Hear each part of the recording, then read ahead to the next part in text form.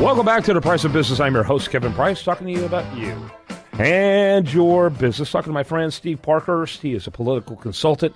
Plus, he is a senior editor at the national news website, usdailyreview.com. It's been a long time since we've had you on the program. Love the work you do over there at usdailyreview.com with our news, with your Across the Pond feature, which is the longest running feature on usdailyreview.com, and always well loved by those who follow it, and always glad to have you give us that perspective. But recently, you and I grabbed coffee, and you were telling me about a campaign you were involved in, and you do phenomenal work. And I would consider your firm one of the best values out there when it comes to bang for the buck for political consulting firms. But you were telling me an extraordinary story that is very hard to believe in the 21st century that people are still able to win these kind of grassroots campaigns. And I felt it was interesting and useful to our audience, which is why I asked you to be with us today. And welcome, Steve.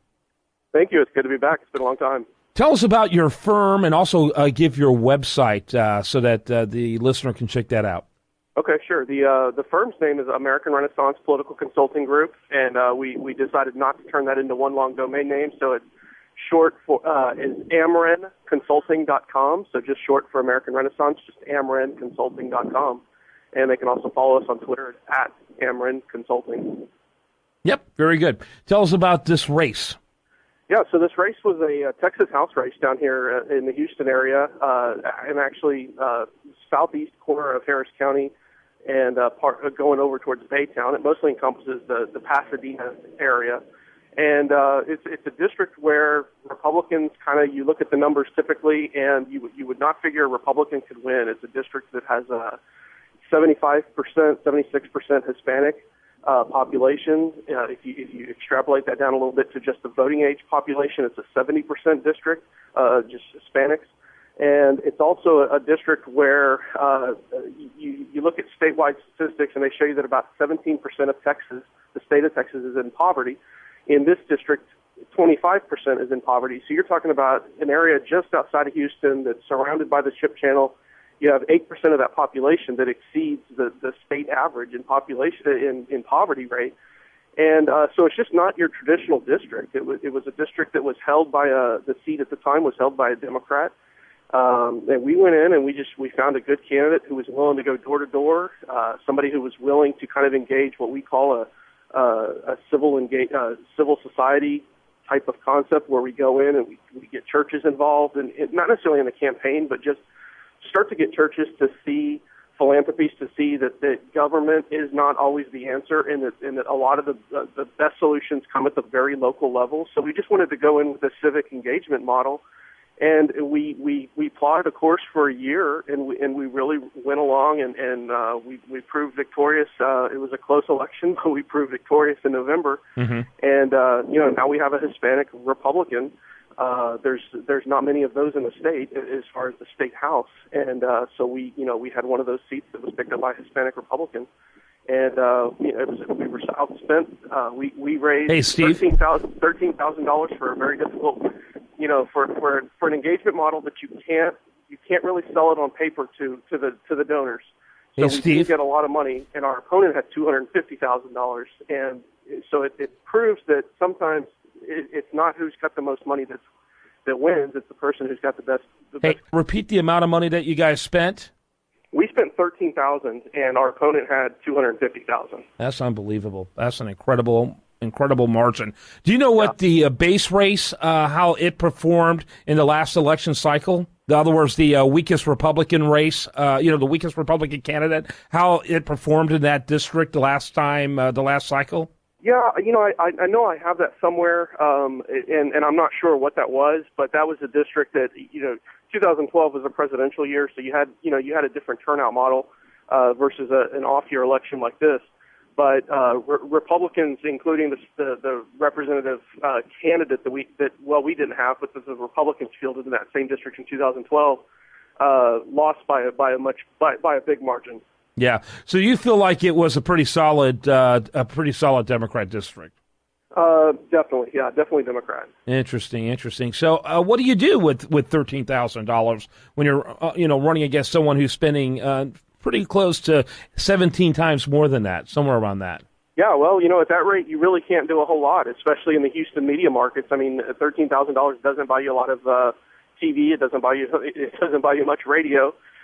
So what you do is you enlist volunteers to help you out, and you get up some signage, and then we put the rest of the money into print materials, where we went door to door. And we're talking about a candidate who filed in December of 2013 and then won in November of 2014. So, it was 11 months of just going door to door with a team of people with literature, and, eventually we bought yard signs. We did produce some videos also, because then we started to notice that through the website and of course through social media, you can start to have a presence these days with a low budget. And so we produced some videos, and that costs a little bit of money. But that's really it. Yeah, very little. It sounds like it was very mean and very lean, or at least more lean than mean. But tell me about the what he did for a living, what your client did for a living. Yeah, so at the time of the election, he was retired. He grew up in not so traditional American circumstances. He did grow up in Houston, but he worked a lot of weird, odd jobs. There was an article in the Chronicle that kind of profiled him in late December, where he didn't know how to read as late as 10 years old, and wow. he slowly kind of built himself up, and he eventually did go to college and get a degree. And but he was a refrigerator installer, and he actually did that across the across the state, where he would leave Pasadena for weeks at a time to go across the state installing refrigerators. And it really is. I mean, I hate there's a lot of people doing this these days. I hate to say that this is the American dream, but he really is the profile of the American dream. I mean, somebody who grew up, who had very few prospects, and it just things did not look good.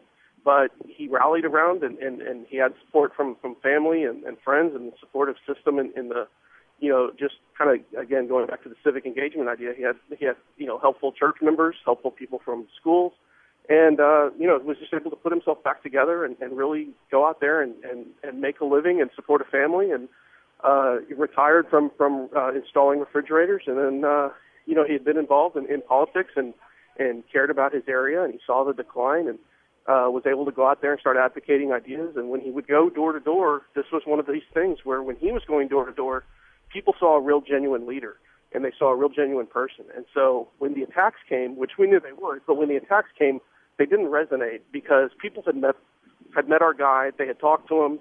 He was at their front door asking for their vote. If it took speaking Spanish, he spoke Spanish. They saw him as genuine, and they didn't buy the lies when the lies came. Yeah, so when the opponent starts calling him a big business, fat cat, rich Republican, which, by the way, generally speaking, the Democrats fall far more in that category than Republicans do. But people still buy into that lie. They had met him, they knew him, those type of things simply didn't resonate. Right, exactly. It was a little bit like Teflon, where they thought, wait a second, they're attacking this guy that I met who stood here and talked to me for 20 minutes about, educating my kids or finding a way to lift myself up to where I can maybe find a better job and go through skills training and that sort of thing. And so, yeah, it was just one of those things where by the time the attacks came, they did not resonate. They literally hit, and just, like I said, like Teflon, just went away. So, all right, Steve Parkhurst, great stuff. Give your website one more time for people to get more information. What a phenomenal story. Sure. Yeah, I appreciate that. The website is AmRen Consulting, and again, the AmRen is short for American Renaissance, so it's amrenconsulting.com. And like I said, Twitter also at AmRen Consulting. Very good. Steve Parkhurst, by the way, a great friend of this program, great friend of USDailyReview.com. This interview and so much more will be at USDailyReview.com. While there, like it on Facebook, follow it on Twitter, and this is The Price of Business.